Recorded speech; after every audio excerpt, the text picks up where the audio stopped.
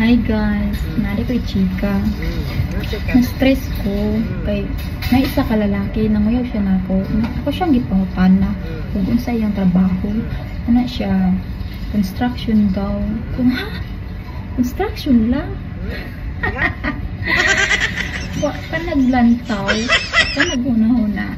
Kaning dagwaya ni, padulong rag construction. Iyo ni mo day. Saka, gwapa kay ka kay mamili ba kag dili construction? Day, kung imong gilayt ang mga construction worker, kay ba kag pinaisweldoan nila?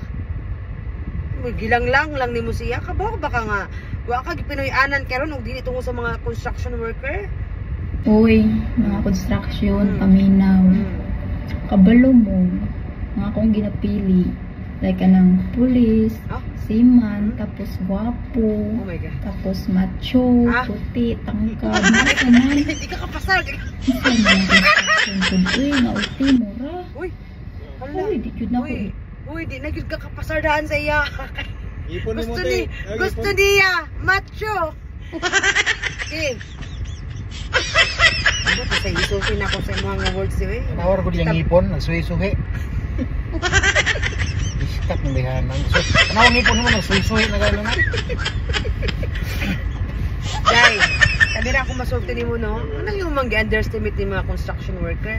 Busa, kamong mga construction, ayaw mong pagtuga-tuga manguyab na ako. Kay ako, dahil akong gipangita. Kanang level. Ay, kanang level daw. Ay, Black level.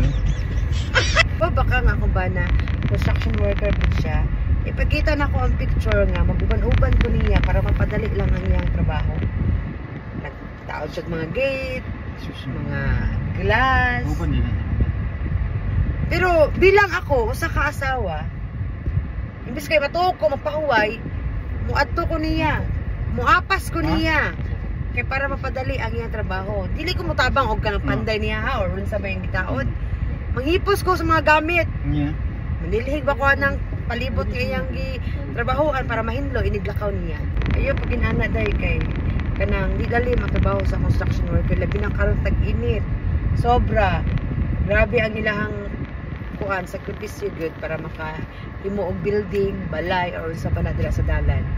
So dapat magpasalamat ka. Ayaw pagingana. O ganyan kung may istorya, kung itunong ka sa Ginoo dito sa construction worker, kung ako pa nimo, imo siyang tabangan o panginabuhi para mo mulambo sa inyong mga tagsa-tagsa ka mga plano. Dili nga siya ng construction eh. Oh, imo man ang pagbuot nga dili Ayaw ka. nga eh. Ani iyahan ang pagbuot nga dili siya sa construction Oo, worker. tulungan mo na. Ayaw nga niya ng construction. O kung dito siya itunong sa Ginoo, Ayaw siya nga eh. magbuhat. Lain na ba yan nakakay kay Destiny ba, destiny? oh, kung destiny gud na nimo, adyo kay mahimo oy, kay Ginoo ba day ka kan kabot ka sa mga kapalaran. So, kung masige ana no, babaan mo ko sa Ginoo, dito nung ka ito nung sa katong mga drug addict, mga drug lord na makatilaw gid ka.